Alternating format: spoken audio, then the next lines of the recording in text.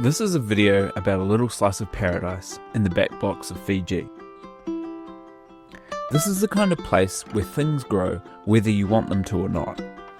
It's no surprise that Taveuni is known as a garden island. We arrived at Somasoma in Taveuni. The island is lush, green and humid in a way that feels permanent.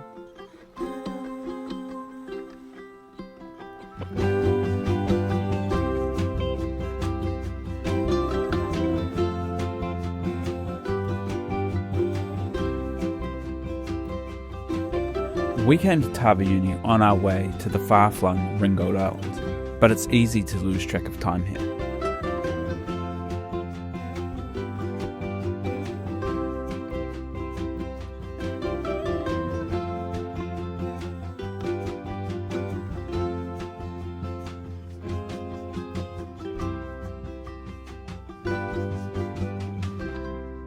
For most people visiting the island, the natural rock slide is a must-see attraction.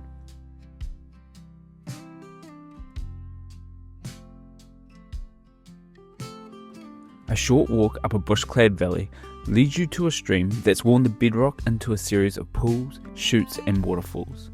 If you're not game to try the rock slide, there's almost always kids from the local village keen to show you how it's done. Just a short journey down the coast lies another piece of Taveuni's story, the Catholic Church at Wairiki. Legend has it that the church was built on the site of a huge battle between Fijians and Tongans. After the Fijians' victory, they built the church to honour the French missionary who helped them with their battle strategy. From the ground, it's an impressive structure, but it's only from the air that its true shape becomes clear.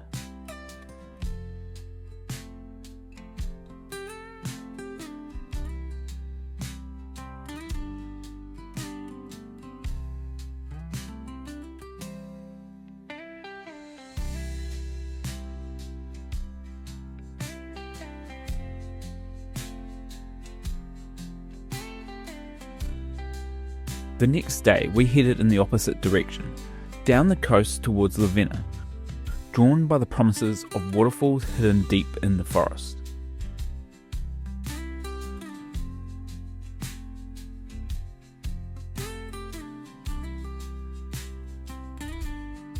While some people take a boat straight to the falls, we chose the coastal track, exploring lush gardens along the way and gathering fresh coconut and papaya for morning tea.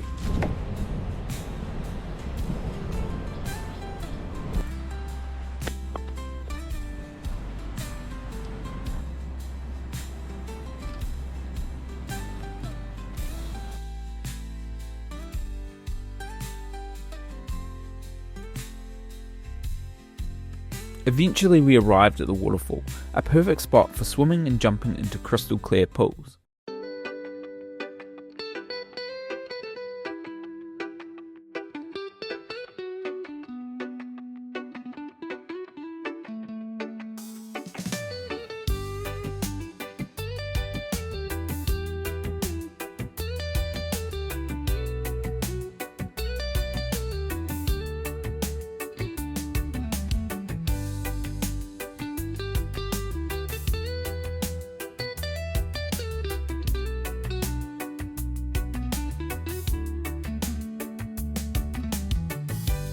With an extra day before departing to the Ringgold Islands, we decided to explore the Rainbow Reef.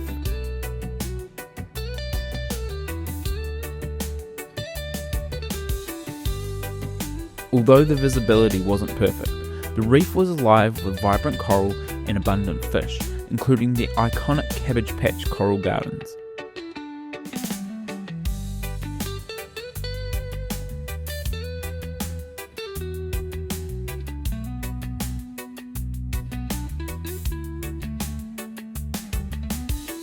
When the tides eventually aligned, we finally set sail towards the Ringgold Islands and our home Yanutha for the coming week.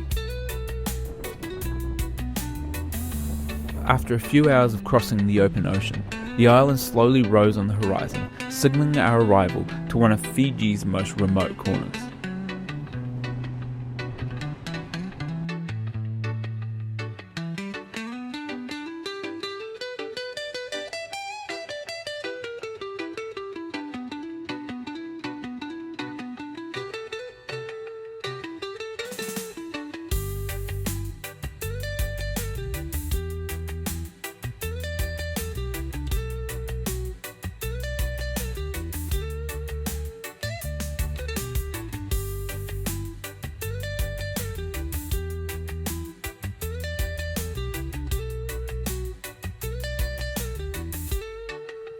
The next morning broke clear and sunny, perfect weather for exploring what the locals simply call the volcano.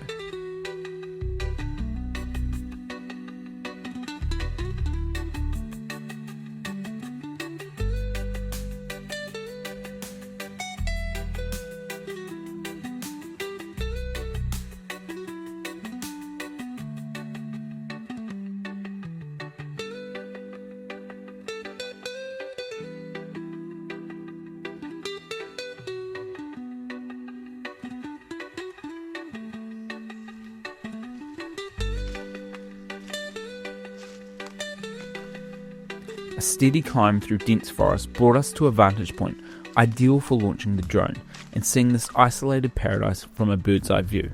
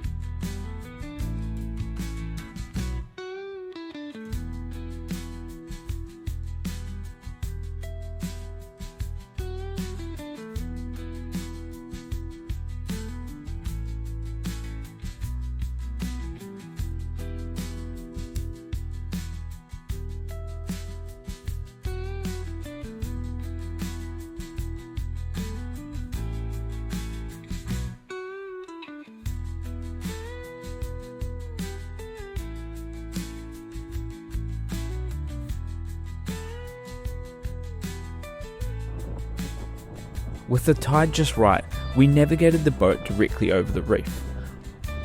I took the chance to snorkel over vibrant coral formations and peer over the edge into the abyss of the submerged volcano.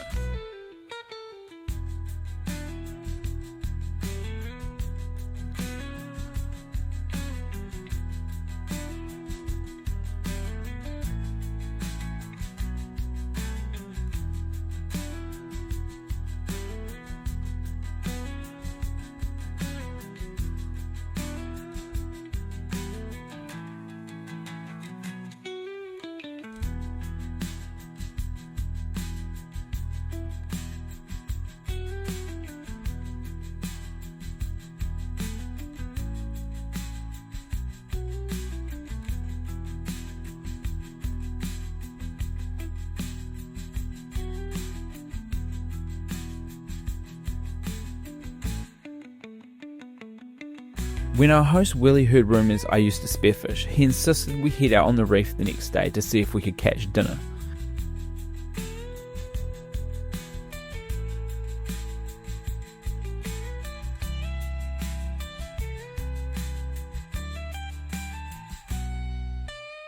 Dropping down as deep as my short travel fins would take me, I lucked upon a curious Spanish mackerel and was able to secure dinner for an evening or two.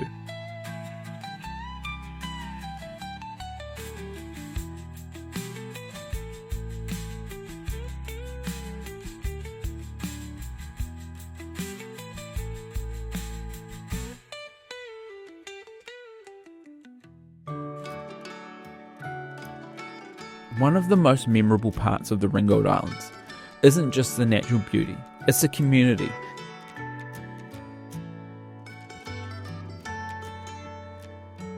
Qilo School is easily one of the most remote schools in Fiji, and the roughly 16 odd students are all very passionate about education and learning.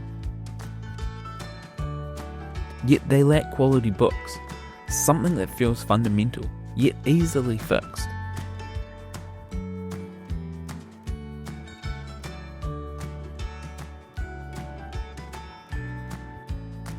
As we departed the island during an approaching storm front, I was left thinking about how we could get some books to the school.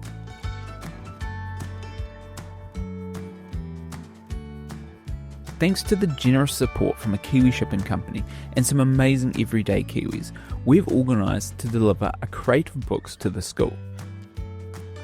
It's a small gesture, but one that will genuinely make a difference.